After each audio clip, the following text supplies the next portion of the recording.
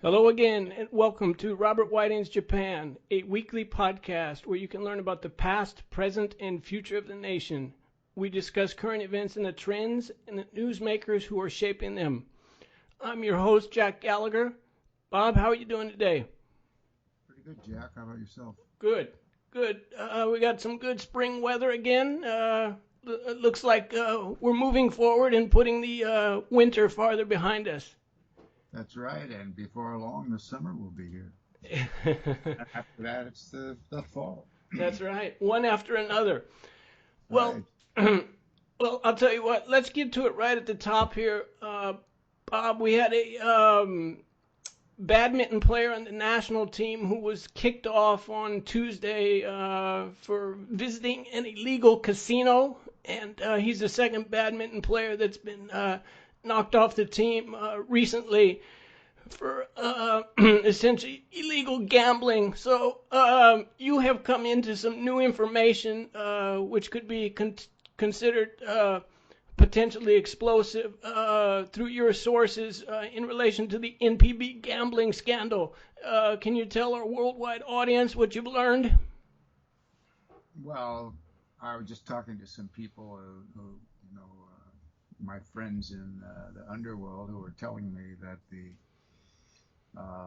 this gambling scandal will expand and it will include coaches and managers as well, which shouldn't be surprising to anybody who's familiar with the sports and gambling in Japan.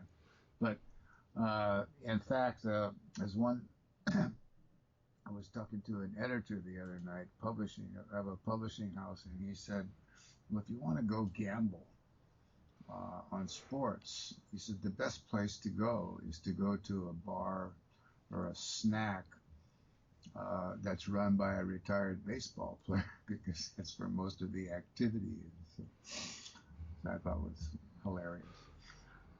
So yeah, it's just coming out as I was told again that there's going to be a big story in May from one of the Shukanchi, the weekly magazines. But So we'll see what happens.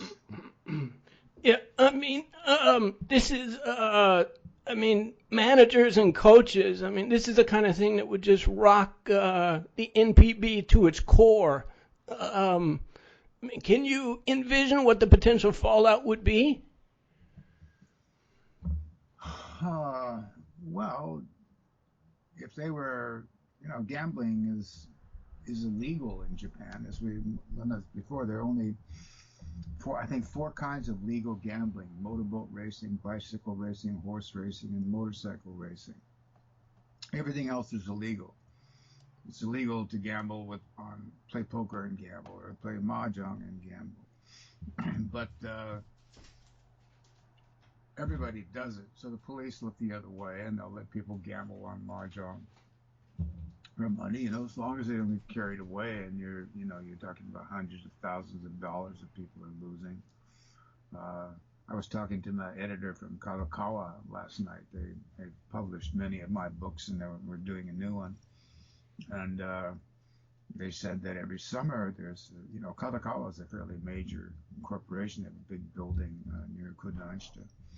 And he said they have a building-wide betting pool on a high school baseball tournament every summer and every spring. Everybody participates. So it's illegal, but it's maybe the word to use is semi-legal, because you can't get arrested for it unless, of course, it's for excessive sums of money and people are being cheated.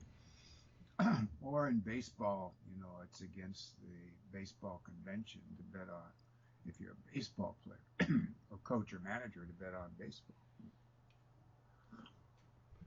So if these managers or coaches are implicated in this gambling scandal, then I'm sure there'll be some suspensions, some lengthy suspensions for them. Now, I Wow. wouldn't be surprised if it was the coaches that led the players into gambling, not the other way around. Interesting. Interesting. Well, let's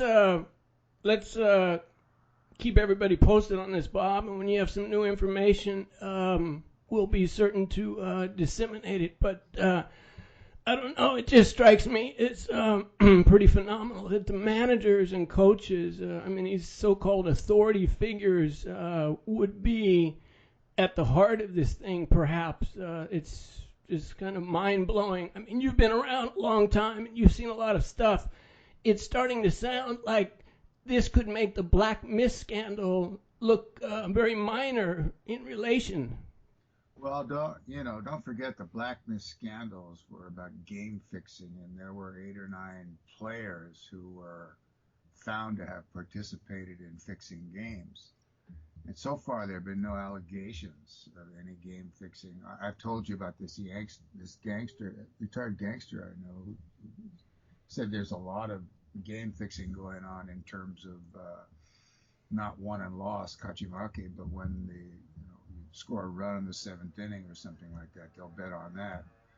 And he said that sort of thing goes on. I've only heard so far one name mentioned. He's a pitcher who is. The gossip is that he fixed the game, but there's no evidence yet. So I better not mention his name yet. But he's not a frontline pitcher, but he's been around for a number of years in professional baseball in Japan. But that's just gossip. So I don't know. Mm. Do you know who's going to be writing the magazine article next month? I mean, which magazine? I'm not sure yet. Excuse me. It's either the Shinsho or the Shukan Bunshu. And the guy who's writing the article asked me not to say, so I can't say. Okay. Well, anyway, the plot thickens, as they say, and so let's move on to other topics. I apologize for my voice today. It's a bit scratchy, but I'll do my best. What's the matter? You got a cold? Yeah, I just came down with some kind of a sore throat and a slight fever. Nothing major, but just enough to be irritating. So. Oh, well, I'm sorry to hear that. Yeah, I'll do my best. Bob, there's a lot of talk in the media recently, both in Japan and the U.S., about a possible visit by President Obama to Hiroshima later this year. And can you just talk about the potential impact of that? Your thoughts? Well, yeah, I think it's a good idea. I mean, the former ambassador Roos went, and Carolyn Kennedy has gone. It's about time that a U.S. president went. I just think it's a symbolic gesture. Remind people of, there'll be a lot of video on the Hiroshima Museum. I don't know if you've ever been there, but, it's pretty. Yeah, I have been there. And, it's good that you'll remind people of, how horrible a nuclear war would be, I think. So I think it's about time, and I think it would, the U.S.-Japan relationship is so, so deep and so strong, or it's been in place for over 50 years now, since the end of the war. You think that it's about time, to address this uncomfortable aspect of the U.S.-Japan relationship. But I think he should go. I don't think he should, be apologizing or anything like that. But it's good to go, to recognize that this is what happened and it shouldn't happen again. Right. Yeah. Kind of ironic that they're doing it at the same time that the Abe administration is rewriting the history of World War II. Yeah, interesting indeed. But so, what do you think politically the right will make of this if he does go back in the States? I don't know. I suppose some people will, will complain about it, but there's a survey that shows that half of Americans think that it wasn't justified what the Americans did. Dropping the bomb on Japan, dropping the two bombs was not justified in light of the circumstances because Japan was on its last legs and it was ready to surrender anyway, and they just wanted to do it on terms that they wouldn't lose face. And, even Dwight Eisenhower said it wasn't necessary to do that. But there's another school of thought that says, well, actually, the first one was necessary because projections showed the United States would have lost 50,000 troops or more in a land invasion of Kyushu, and so they, dropping the bomb. Dropping the bomb, shortened the war in that sense. Of course, you could argue that the second one, the Nagasaki bomb, was certainly not necessary, but then it's said that that was done to show the Russians that we had more than one who were coming down from the north. Anyway, I suspect that, there'll be some people on the right that will complain about it, but then, no matter what Obama does, there's somebody on the right who's going to complain about it. But I personally think it's a good idea. Yeah, it'll be interesting to see how it all plays out over the next few months. I agree with you that I think it would be a good thing if he went. So we'll see what happens. But now, also in the news recently is this new law targeting the Kobe Yamaguchi Gumi. Can you talk about that and the reason for it and the why they're doing this? Excuse me. Yeah. Got something caught in my throat. Sorry. Allow me to sip a glass of water, if you will. Well, that's the new, because they did that because the Yamaguchi Gumi is no longer the Yamaguchi Gumi. It's now the Yamaguchi Gumi and the Kobe Yamaguchi Gumi. So they're two different gangs, so it has to be designated.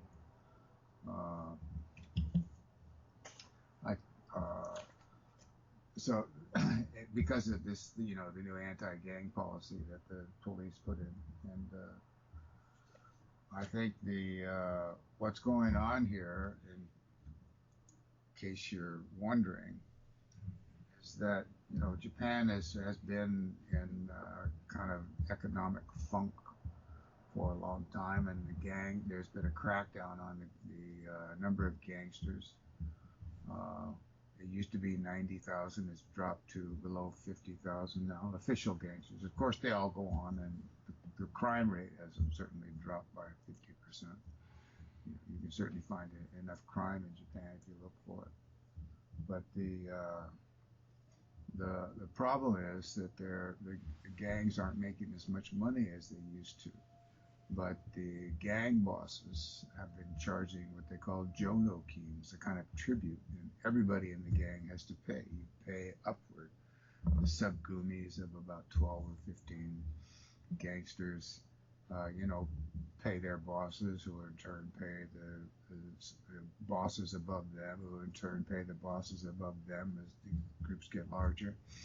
And finally it goes to the guy at the top. And so even though economic conditions did not warrant paying the same amount of tribute, the higher-ups refused to reduce the jono-keen, the monthly tribute they had to pay. So that's one cause of this war that's broken out. There have been a couple of dozen incidents, guys shot in the street, beaten up, and they get in a truck and ram the headquarters of the local Yamaguchi Gumi affiliate. That sort of thing. So that's the reason for it. And then there's also a question of the Yamaguchi Gumi in Osaka. A big part of them has been the Kodokai in Nagoya. That's one of their big wings. And they have a lot of Zainichi, ethnic Korean people in the gang, whereas the Kobe Yamaguchi Gumi is a little more on the pure side.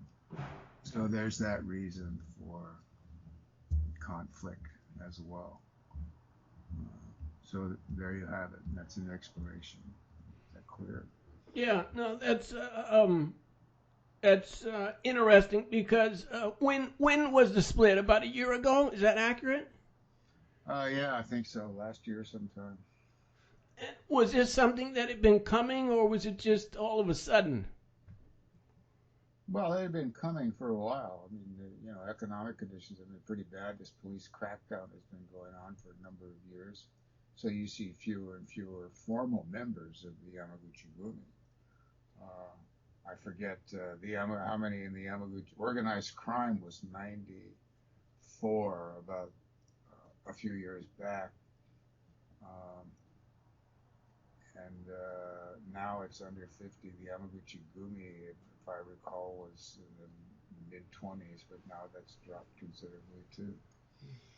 Uh, it was the largest gang in Japan. They had, offices, branches all over Japan, from Hokkaido to Okinawa. They've, but interestingly enough, they're not the richest gang in Japan. That title belongs to the Sumiyoshi Rengokai, which controls Tokyo, which of course is where most of the money in Japan is located. The big revenue sources. Yamaguchi Gumi is long coveted, a bigger share of the Tokyo organized crime market. So there have been occasional uh,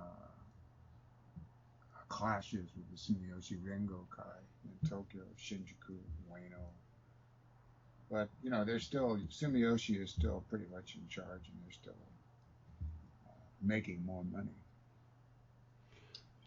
Are there any signs of battles between the Tokyo group, or any threat of a split like we're seeing down in Kansai? Well, there are, gangsters that are connected to the Kobe Yamaguchi Gumi and the Yamaguchi Gumi are nationwide gangs, both of them. And so they have their representatives. They have branches here in Tokyo. Hachijoji, the Yamaguchi Gumi, had a place. Hachioji, excuse me. And so, they have been nationwide. In fact, there was a film that was shown on the news the other day where these 3 or 4 gangsters from the Yamaguchi Gumi set upon this. This is in Shinjuku, in Kabukicho. There was a guy from the Kobe Yamaguchi Gumi walking down the street, right behind, Kabukicho, where the Furin Kazan, the Paris coffee, Furin Kazan building where the Paris coffee shop is, that all the players, Cafe de Paris, where a lot of Yakuza hang out.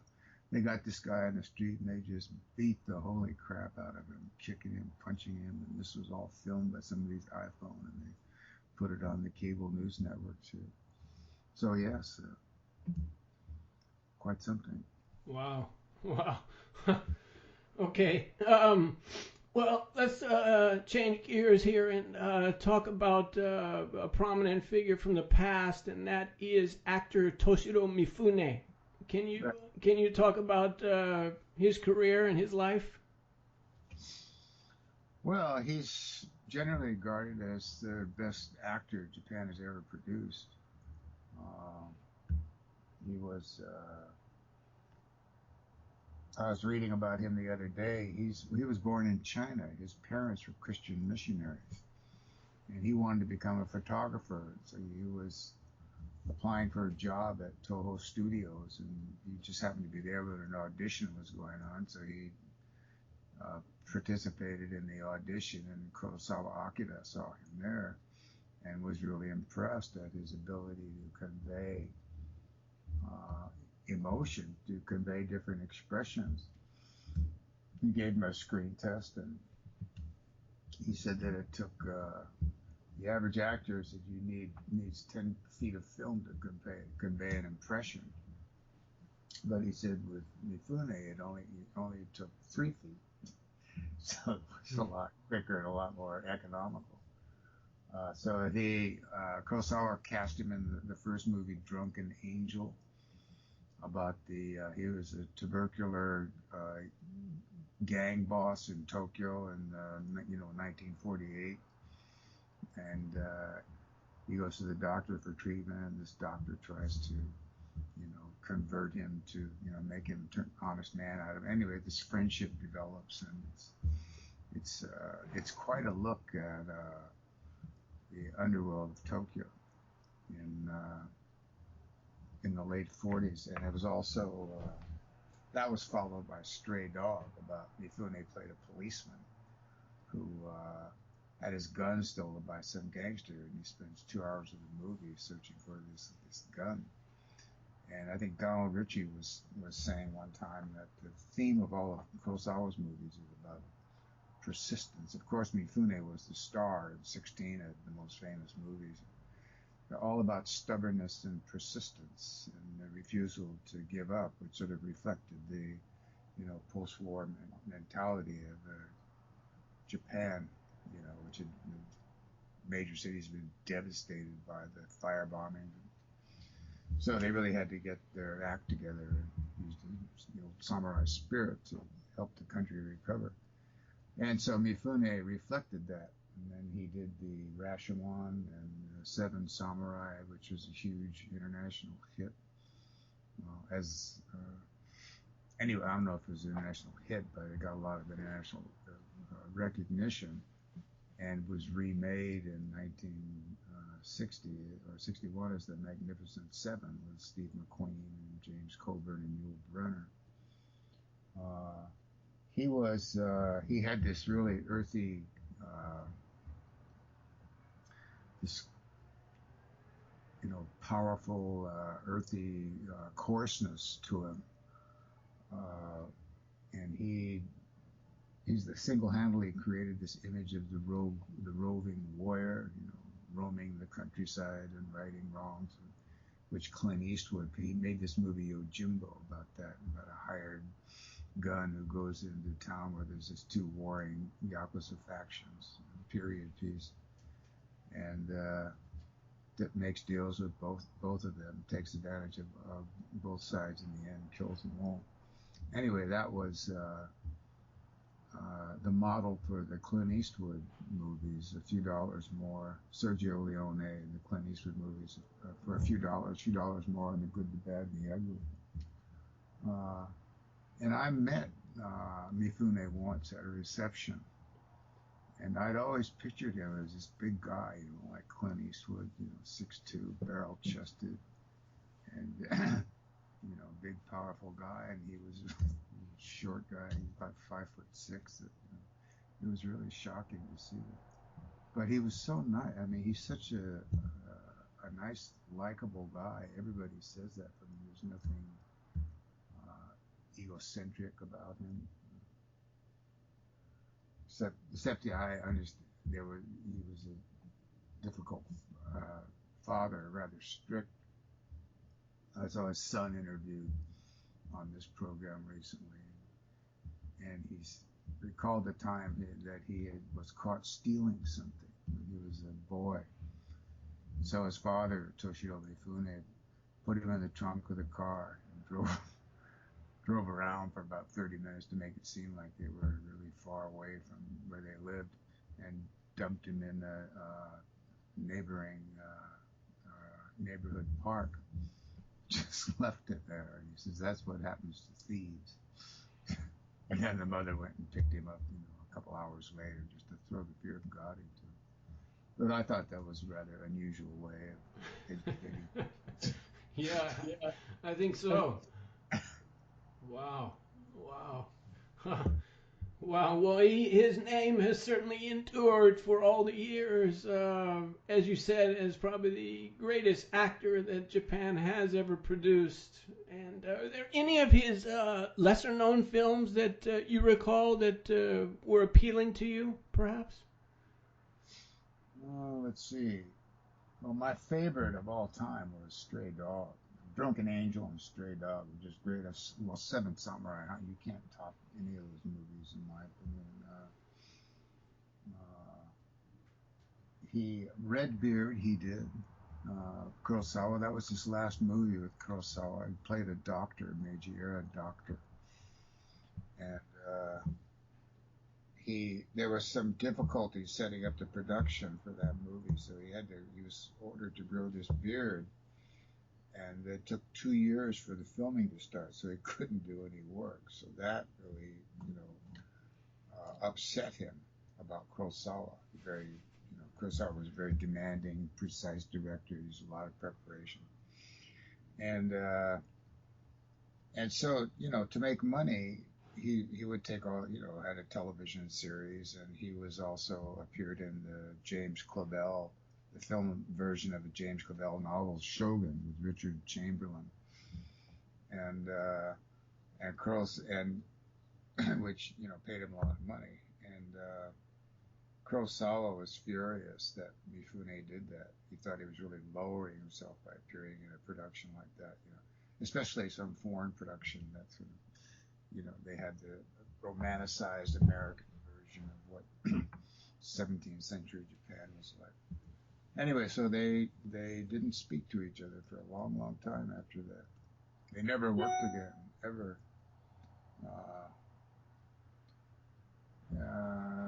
Anyway, but so that's too bad. But they did do 16 films together. Yeah. What was interesting, Bob, is how you mentioned how the American film industry actually copied Japan on more than one occasion. Oh, sure. Yes, they did. Seven Samurai, and what was the other one? Rashomon. There was an American movie with Paul Newman and Lawrence Harvey. That was a Western version of Rashomon. Yeah, the Rogue Warrior, Yojimbo, that was the model for the Clint Eastwood character in the Sergio Leone movies, the spaghetti westerns. He was great. He actually worked. He was in some American movies. He was in Grand Prix with James Garner. I think that was a John Frankenheimer movie that was made in the 60s. He was paid $300,000 for that. Wow. Which was at that time 360 yen. That was Ichioku yen, 100 million yen. Just unheard of in Japan. That's incredible. But he couldn't speak English very well, and he just remembered everything phonetically. Sometimes he had no idea what he was saying. He just remembered the words. And then he was he played the captain of the Japanese submarine in the Steven Spielberg movie, 1941. This comedy about the war in World War II in Los Angeles, a Japanese submarine patrolling off the coast of L.A. And what else did he do? He made a movie with Charles Bronson and Alain Delon called Red Sun. European-made movie. It's a Western about a samurai who goes to deliver a message to Washington and gets involved with these outlaws. And he was a very close friend of Alain Delon, as it turned out. He got Alain Delon a lot of work, commercial work in Japan. I don't know if anybody we have an American audience who knows who Alain Delon is. The famous French actor, right? That's right. He was something else. He was huge in Japan. He was the most famous foreign star. More than Paul Newman or Steve McQueen. He was right there at the top. Yeah, even to this day, his movies air frequently on Japanese television. Yeah. Taiyoga Ippai, Plain Soleil, Purple Noon, that was his first movie. Great movie. Patricia Highsmith novel. That's the first movie that I saw in Japan in a movie theater. It was in French with subtitles in Japanese, and I had no idea what was going on. But I had no idea what they were saying, but the story was quite clear. It was just stunning, and I remember how crowded. It was the old Piccadilly Theater down in Yarakucho. People just packed to the gills, standing in the back, standing in the aisles. It was so packed that you couldn't get out if you wanted to, and everybody was just standing there transfixed at this great film, Alain Delon, the one that made him a star. But Okay, enough about the past. right. Okay, Bob. It's the Hanami season now in Japan, and can you tell everybody kind of the origin of cherry blossom viewing and when it started and how it's evolved over the years? Uh, well, it goes back to old Imperial Japan, 15th, 14th, tale of the Genji days when the lords and the princes and their mistresses would sit around and admire the cherry blossoms during cherry blossom season and drink sake. And it gradually, in the Tokugawa era, the shogun encouraged common people to participate in that practice. So, now it's quite common in Japan where the cherry blossoms blossom, and you go to the park, Ueno Park, and you lay out your little plastic blue sheet. Open up a bottle of sake, and you sit there and admire the cherry blossoms and get drunk and sing songs. It's a great custom, I think. And so apparently so do millions of other Japanese because they do it every year and again this year. And it is quite something, the cherry blossoms. They have special meaning in Japan because they have no. Uh, they're so beautiful, but they're so short-lived that at times they were associated with the kamikaze. You live a short, beautiful, and meaningful life. Uh, and I've seen that description applied to these great Japanese pitchers of the past, like Inao and Gondo. They win 40 games. Inao won 42 games, and he threw his arm out by the time he was 28. But he said he didn't regret a minute of it because it's better to live a short, beautiful life, than drag a long and mediocre career. So that was a justification for burning out your arm for the teams. Okay, Bob. In Washington D.C., Americans are very familiar with the cherry blossom trees there, and how did that come about? The gift of the trees from Japan to the U.S. When did that happen, and who was the person that extended it? That's a good question. I think that goes back to 1912. Japan gave. I didn't know this. I looked it up because I knew you were going to ask me this question. Because you send me a list before every program and let me know the kind of things you want to talk about. But Japan gave 3,000 sakura trees as a gift to the United States to celebrate the nation's friendship. Trees are planted in Washington, D.C. And in 1965, they donated 3,800 trees in addition to that. And so now the United States has a national cherry blossom festival in Washington, D.C. I personally have never attended, but I've seen news clips of it. Yeah, it seems to be quite a big thing every year in Washington D.C. Yes, it is, but it's a more sedate thing. It's certainly not like Japan where you sit on a cherry tree and get blasted. Oh, well, hey, that's can't have everything, I guess. But okay, on a more sobering note, recent media reports have indicated that there's been a surge in the divorce rate among the elderly, and up some 70% over the last 25 years. What do you attribute this trend to, Bob? Well, it's always been a problem. Is corporate Japan, the corporate lawyers, salarymen, when they work, it's a 7 day a week job, and during the weekdays, they'll leave early in the morning and they work until 7 or 8, and they'll go out drinking with the boss as part of the job, and then they'll stagger home at midnight, and so they never see the family, never see the wife and kids, and this goes on until retirement age in the early 60s. And then suddenly the guy's retired. They may on the weekends too. He had to go usually work on Saturdays, and then there'll be some kind of event, a golf tournament or something, or some wedding connected to the company that the guy has to attend. So it's completely, dominates his life.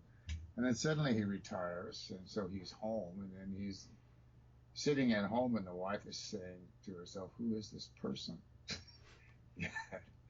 Is suddenly, underfoot 24 hours a day, and it causes a lot of grief and a lot of conflict. And I think the rise is, I'm not sure what I would say. I asked my wife this question, and she said she thought that it had something to do with the fact that there's more cultural influence from foreign cultures now than there was before. The people are beginning to accept that there's different ways of living a life, and because divorce is a more common thing in the United States and Europe than it has been in Japan, people sort of, well, why can't I do that? And when you're in your 60s, you've got another 20 years of life on average, and a lot of these people are saying to themselves, well, why should I got 20 years left, relatively good health, why should I spend it with somebody I can't stand? So, well, that about sums it up, doesn't it? Wow. Okay. Now, moving on, wanted to talk about the very famous singer Yumi Matsutoya, who has been popular for a long, long time. Can you discuss her? oh man, she is just great. I can't tell you how much her music has meant to me. I listened to this. I spent the 70s, in Tokyo, uh, in izakaya, drinking beer and smoking cigarettes and going out with these. I was working at Time Life at the time, and I just remember her song, just Anohi ni Karitai, Seishun, Sotsugyo Shashin, Haru Koi. There's just something about her music that's melancholy and bittersweet, and it just makes you tear up when you listen to it. The line in Sotsugyo Shashin, graduation photo, the line about youth has turned its back on me, and where do I go now? Who do I turn to now? And, or the one about Ano, the song, the great song Ano Hini Karitai. I want to go back to that day.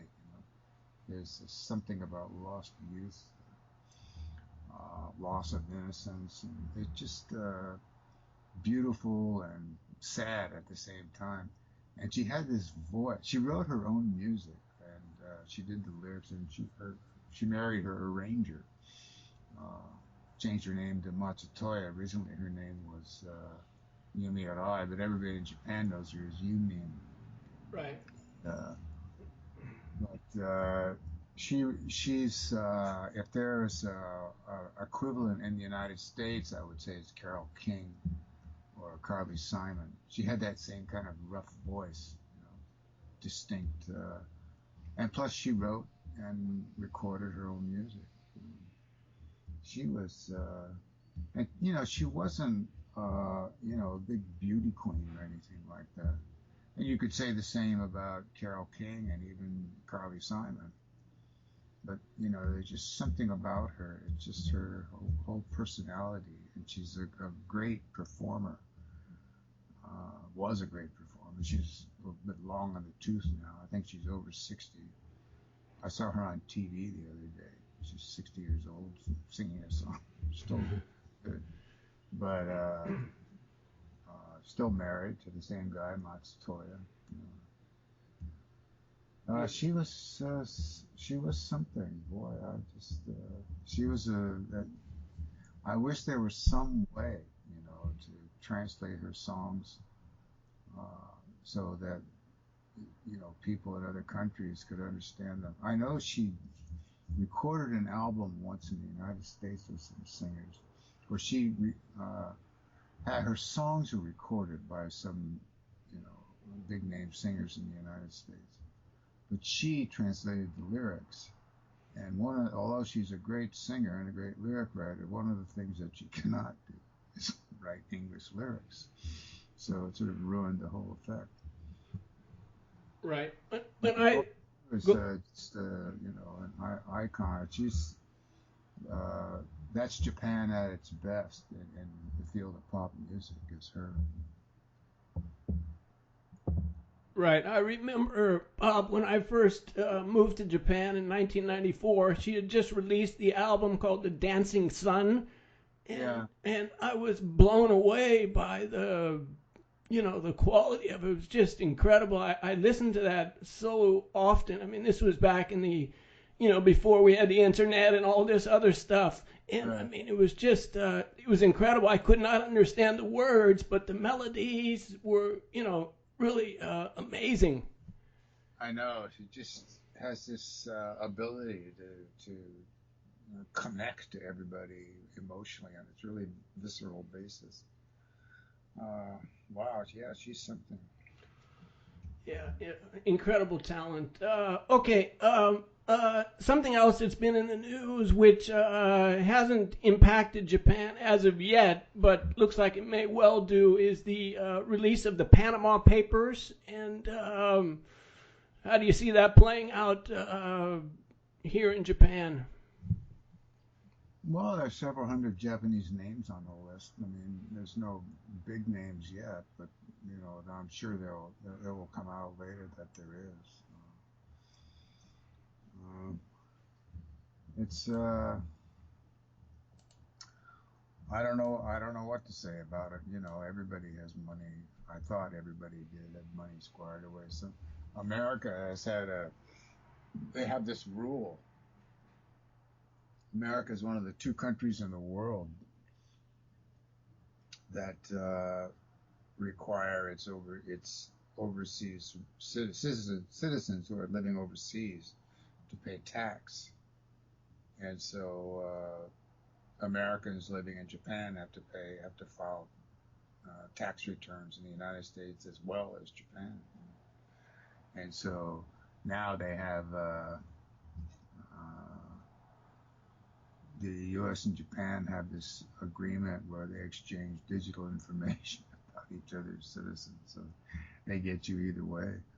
But I remember when I was living in Switzerland, there were a lot of people in it. When my wife was working for the UN, there were a lot of people in the United Nations that had these private accounts with the UBS bank, because the Swiss bank, would you keep your money there, and you wouldn't have to worry about paying extra taxes on it. And so then a few years ago, the U.S. government somehow persuaded UBS to release the names of the 2,000 or 3,000 secret account holders, and just scared the bejesus out of everybody. But I have two minds about that. I believe in paying taxes. I've always paid my U.S. and Japan taxes and war taxes, and I've done it willingly because I think the healthcare system in this country is really good. But I think I understand why American corporations, keep their money overseas. They call them offshore. They keep them in offshore accounts, because corporate taxes are too high and it limits investment. Japan, the corporate taxes are about this. It's the same rate in Japan, about 45%. But the difference in Japan is that you can write off. They're very liberal about entertainment expenses, for one thing, because there's so much whining and dining going on between corporations, corporate employees. It's considered, establishing a relationship is a personal relationship with the people you do business with is considered so important in Japan that they have very liberal laws. And I remember a guy who bought a mint coke for his mistress and he put it on the corporate expense account, and the tax people said, okay. Oh man. Not a problem. But in the United States, they're really strict about that. And so it's harder for corporations in the States to make money. So that's why they keep their funds overseas. So I think that the U.S. government, if they lowered the taxes, they probably lowered the tax rate, they probably get more money. So that these big American corporations bring their money back to Japan. We're not exactly talking about the Panama Papers here, but okay. Something else along those lines, Bob, is that it's emerged that the government, the Abe administration here, paid Paul Krugman and Joseph Stiglitz, the economists, to brief the prime minister about the world economy and so forth, and for their efforts, they were paid a whopping 11,300 yen, which would be about $100 U.S. Yeah, it's a terrible scandal, isn't it? Now, I mean, this kind of remittance is not, or remuneration is not unusual in Japan. In fact, you've consulted yourself a few times over the years, haven't you? Yeah, sure. I was invited to lunch back in the 80s, in the height of the bubble era, by the mayor of Yokohama. And he wanted to know about whether it was a good idea or not to build a dome in Yokohama for baseball. And he took me to this really expensive restaurant. He must have spent, I don't know, hundreds of dollars on wine. It was like having lunch with Ishihara Shintaro, really amazing deluxe operation. And then at the end of it, I said, I didn't think a place like Yokohama deserves an outdoor stadium. And I said, it's just playing baseball in a dome is like, playing baseball inside a jumbo jet. The air is bad and it's too cramped. It's not the right atmosphere for baseball. And he said, thank you, and he gave me an envelope with 100,000 yen. Nice. Those were the days. But Japanese have always done that. I remember when Reagan came to Japan. Oh, wait a minute, it was... Yeah, that's right. That's right.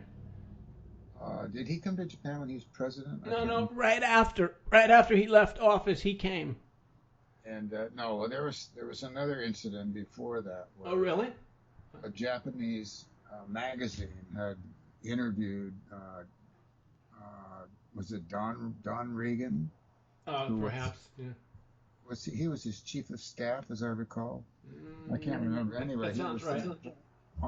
Important person in Reagan administration. They interviewed him about the U.S.-Japan relationship, the Shukan Post or something like that.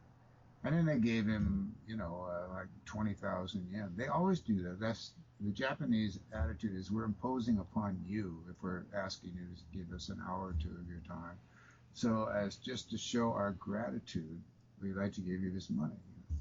It's not, it's just a common thing they do. But they call it, say, it's for kimochi, right, for feeling, create the proper feeling. And I remember they gave him $1,000 or something. That became a big scandal. The Japanese are trying to buy off the White House. It was just so ridiculous. It made me laugh. they were giving him what they would give anybody else, sat down for a lengthy interview that they could put in their magazine for occupy 6 or 8 pages. I think the way the Japanese do it is uh, a better way than the Americans. They think it's a prestigious publication like the Wall Street Journal or the New York Times or whatever. They think you just donate your time because they're so important. I remember I shouldn't say this. Go There was, ahead.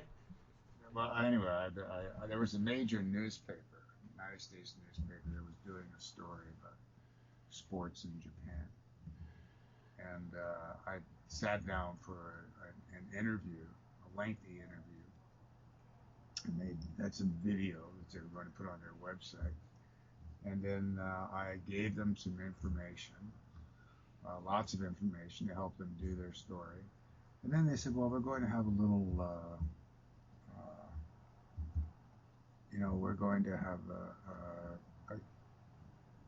a roundtable discussion about this, and we're going to invite all the readers of our newspaper, and we would like you to be the keynote speaker, and you come and talk for 45 minutes, and then we'll have a discussion about what you say. And I said, okay, fine. How much are you paying? He said, well, we don't pay for this sort of thing. We're a newspaper. And I said, if you ask me to sit down and write an article for your newspaper, it takes 45-minute speech. It takes 3 or 4 days, maybe longer, to write the thing, and you got to rehearse it, and you have to do research. And it's about the same amount of time that it would take to write an article. I said, you certainly pay for that. Well, that's not our policy. So I said, well, it's my policy not to do 45-minute speeches for free. So thank you and goodbye. Fair enough. Fair enough. Interesting. So that's their irrelevant story. All right, what's next? Okay. It's come out recently that Japan Railways is talking about numbering the all of the stations in Tokyo on the railway lines, and I don't know. Does that sound like a good idea, or is that just going to cause mass confusion amongst people who are not familiar with the system? That reminds me of the guy who said that the singular talent of the Japanese is to make the simple complicated, and I think this is an example of that. I'm on a subway line, the Oedo, Yuracho line is what I'm on, and sometimes I use the Oedo line. It changes a couple stops in there, and they have that system too. They have numbers and letters, and they also have the names, and it's just a big blur to me. And it's hard to pick out the relevant numbers and letters from all the information that's posted on these signboards in the subway station. I think Japan already has a perfectly understandable system. I mean, there's in the city of Tokyo anyway, there are English signs everywhere. All the subways have English signs. It's not difficult to figure out at all. So, why do you need? And the same with the train lines, the commuter lines, the Chuosen and the Yamate-sen. I think it's very easy to figure out. Maybe outside, regional areas, there might be places where there's no English signs, but I really don't see why you need that extra information. I think you just wind up confusing people. Yeah, that's the way I see it. Okay, Bob, let's talk about Hall of Fame pitcher from Lotte, Choji Murata, and his career impact on the game here. Well, he's the guy he was the first major Japanese star to have surgery on his arm. At the time, this was back in the early 80s, and it was considered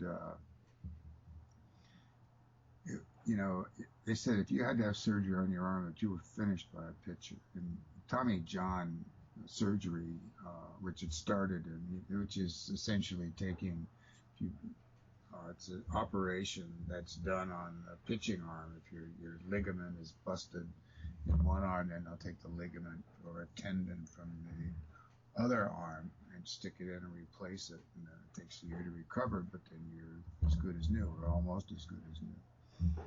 And Murata was, you know, one of the greatest pitchers ever. You know, at his peak, he had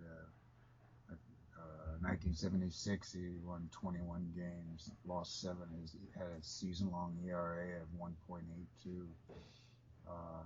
He pitched in 1981 and 1985. He won his first 11 games in a row. He pitched I don't know, 11 one-hit games or something like that. Wow. Uh, he was something. He had the fastball in the mid 90s and a forkball that was also in the 90s, and it broke like it was falling off the table. He was just unhittable. Leron Lee was telling me, and Charlie Manuels. It was just impossible to hit the guy. But he hurt his arm, and he started. He was the type of guy who believed you had to throw 100 pitches every day all year, and then in camp do these Nagekomi marathon pitching sessions where you throw 200 or 300 pitches at a time. He hurt his arm, he couldn't pitch, and so he decided that the way to, he had all this acupuncture and massage and stuff, and went to Todai, and they couldn't find anything wrong with his arm, and so he kept pitching every day. He believed that, you know, that the way to overcome the pain was to just pitch through the pain, just keep doing it. He went out and threw a couple hundred pitches every day, and it just made things worse. He was a Zen devotee, and he went out to this place in Izu where he'd stand under an icy waterfall, and he had this Zen master who would, you know, give him Zen massages and almost tore his arm off. He soaked his arm in a snake skin, wrapped his arm in the snake skin had been soaked in shochu, and none of it worked. He was on it just got worse and worse, and so somebody suggested Job, and he initially resisted. So he went to L.A. and had an appointment with Frank Job, who did some tests and said, well, the ligament in your elbow is ruptured, and the tendon has been damaged too. So you have to have this surgery. And one thing led to another, and he had the surgery, and he was took a year to recover. He thought it was, he went through a lot of pain because he thought it was unmanly to ask for pain-killing injections. And, or ask for pills, and he said he was afraid of the needle. So but anyway, he came back, and then Job said, listen, the human arm is not a piece of rubber. Because every time you pitch, you tear tiny muscles in the arm, and if you throw a 9-inning game, 100 pitches, it takes 3 to 4 to 5 days, you know, for that tissue to heal and regenerate, depending on the individual. He said, in your case, you should just pitch once every 6 days. So he came back, and he went 17-5, won the comeback player of the year, and then again the next year, and there were and Job said no pitching on the sidelines, you know, between starts, you know, just light throwing. That's all. Don't strain the arm. And he became an advocate. He told other pitchers that they shouldn't, you know, throw every day. That they should rest their arm and don't go out and throw 150 or 160 pitches in a game, or don't do Nagekomi. And it became a big. He had big arguments with these other stars like Yamada Sashi, famous 300-game winner for the Honky Brave, who believed the underhand submarine throw, who believed that the only way to succeed in Japan was to do Nagekomi and to pitch and practice every day. But, you know, it took, this is back in the 1980s, right? And so it took a long time, but now you see more and more people after him are having Tommy John surgery done. And there are actually Japanese doctors who are qualified to perform it now. But that wasn't the case then, so he is a historic figure. But even to this day, the pitch count debate endures despite Murata's surgery and success and so forth. I mean, don't you agree? Yeah, I think so. Yes, it's still there. It's hard to stamp out. There are people today who will tell you that you can't succeed without doing nagekomi in camp. And Valentine, actually, he came around to the way he came in Japan. He had strict pitch counts the American way, no nagekomi. By the time he left, he was letting his pitchers do nagekomi in camp once after 2 weeks if they would if they were in proper shape and their core mechanics were okay. Then he got fired, and the new manager came in, and he said, Valentine's been too easy on you guys, and so he ordered them to do nagekomi twice in a 3-week camp session, once on opening day and then once 2 weeks later. Double the amount of practice time. But Tanaka Masahiro, the Yankee pitcher, is a guy who has never been. He wasn't the type of guy to go out and throw 100 pitches every day. He really didn't need it. He said, a few pitches, and he sort of had everything under control. He didn't believe in that. So, and Darvish is not like that either. So you see more and more getting away from it. But there's still, this last spring, there were still a number of pitchers who did nagekomi, 300 pitches in a day. Wow, that's pretty amazing.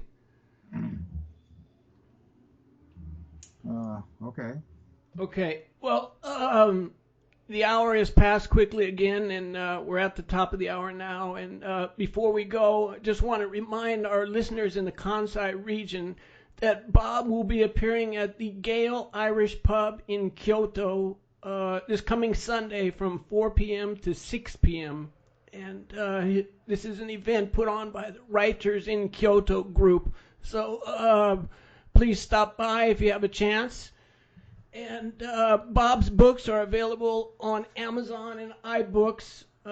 You can email us at robertwhitingsjapan@gmail.com. You can like us on Facebook. You can follow us on Twitter. And you can listen to Robert Whiting's Japan on SoundCloud and via iTunes, and also now on YouTube as well, if that is more convenient for you. Every Tuesday, Bob's column appears in Japanese in the print edition only of the Yukon Fuji for our Japanese readers. And Bob, what did you write about yesterday? I wrote about Maeda, Kenta Maeda, the former Hiroshima Cart pitcher who's now with the Dodgers. I put together all the quotes from the so-called baseball experts who watched him in spring training. And they said, this is a guy who's not in Nomo's class, and he's not wasn't in Kuroda's class. He's a number 4, number 5 starter at best, and he's too weak. He doesn't have any pop on his fastball, and he gives away his breaking pitches. He tips him off by his changing his arm ankle, and all this negative stuff about how, he just wasn't up to snuff, which is why, and he had medical issues, which is why the Dodgers signed him to such a, contract, a low figure, 8 years for a total of $25 million, because there's all these incentives.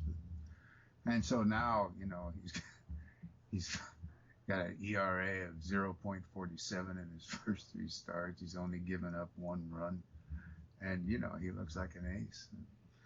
So I said, that's just living proof that nobody really knows what's going on in baseball.